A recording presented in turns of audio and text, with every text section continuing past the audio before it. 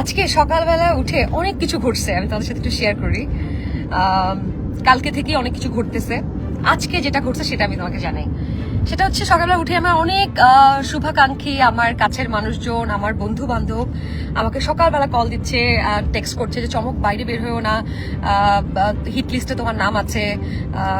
And কিছুদিন আগে, কয়েকদিন আগে যেটা ঘটলো হাদি ভাইয়ের সাথে, this is very very unfortunate. And আমি জানি সবাই আমরা এটা নিয়ে বেশ দুঃখিত অ্যান্ড সবাই দুশ্চিন্তায় আছে। তো আমাকে কয়েকজন জাস্ট বলল আমার বাসা থেকে, আমার বন্ধু বান্ধব, যে তুমি বাসার বাইরে বের হয়েও না, বাসায় থাকো। অ্যান্ড তখন আমি বললাম, বন্দি থাকার থেকে রাস্তায় নেমে যদি আমি গুলি খাই সেটাও ভালো, কারণ এটা হচ্ছে স্বাধীনতার জন্য আমাদের আজীবন আমরা আমাদের ভয়েস রেজ করেছি। আমরা স্বাধীনভাবে বাঁচতে চাই, আমরা খাঁচায় বন্দি থাকার জন্য বাঁচতে চাই না। তো আর সবচেয়ে বড় কথা কি জানো, মানে আমি বলতেছিলাম যে এই যে হিটলিস্টে নাম আসতেছে, আমাকে থ্রেট করতেছে, কালকে সারাক্ষণ আমার ফোনে মিনিমাম 200-300 কল আসছে। আমি নাম্বারটা বন্ধ করতে বাধ্য হয়েছি, আমার একটা নাম্বার ছিল। জাস্ট মানে আমি এতগুলো ফোন কলস, এত হত্যা হুমকি আমাকে দিচ্ছে। আমার মনে হচ্ছিল ভাই, I have done something really good. আমি জীবনে আমার দেশের জন্য কিছু একটা তো করছি, যে এরা আমার পেছনে এভাবে লাগছে। কিছু না করলে তো এভাবে লাগতো না পিছে।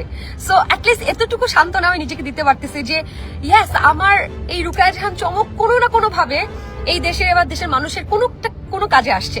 আমার জীবনটা আসলে মিনিংফুল হয়ে গেছে আমার জন্য এতটুকু ভাবে। আর যদি ওরা আমাকে সত্যিই মেরে ফেলে, বিশ্বাস করো, it will be a beautiful gift for me. আমার জন্য এটা বড় ব্লেসিংস হবে, that I can die for my country. মানে এটা শহীদের মৃত্যু বলে, তাই না? আরে I am so excited about it. মানে ধরো 70 বছর বয়সে যে বৃদ্ধ হয়ে অনেক রোগ শোক নিয়ে হাঁটতে পারবো না, বেড থেকে উঠতে পারবো না, এই মৃত্যুর থেকে দেশের জন্য আমাকে কেউ মেরে ফেলছে।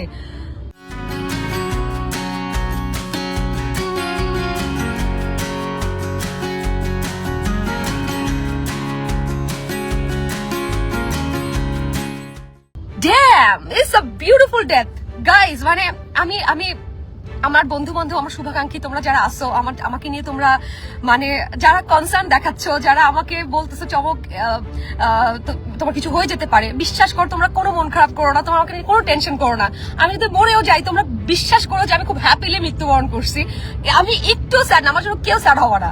মানে প্রমিস মি, নোবডি, জাস্ট কোনো স্যাড স্ট্যাটাস দিবা না, কিচ্ছু করবা না। If I die with pride, trust me, and it will be the most glorified death for me.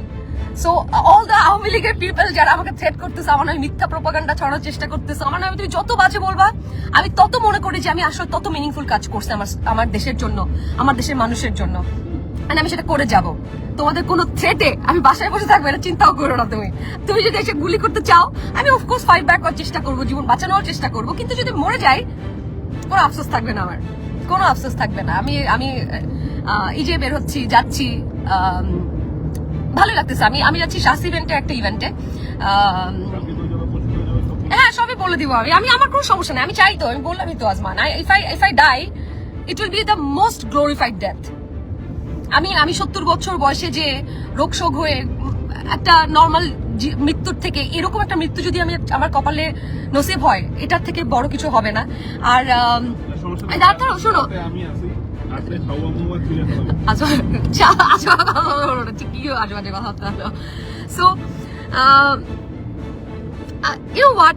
আর একটা জিনিস দেখলাম যে আমার নামে কিছু মিথ্যা কথাবার্তা ছড়ানো হচ্ছে। এর আগে দেখছিলাম যে কি আমি পুলিশ হত্যার জন্য করছি।